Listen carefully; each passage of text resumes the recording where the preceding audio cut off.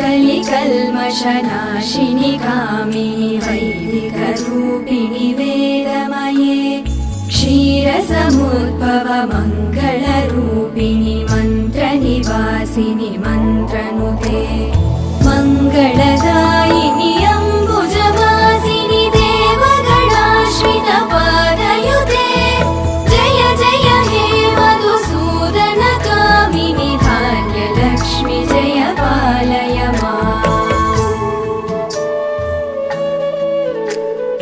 Jai वरवर्णिनि Vaishnavi Bhargavi मन्त्रस्वरूपिणि मन्त्रमये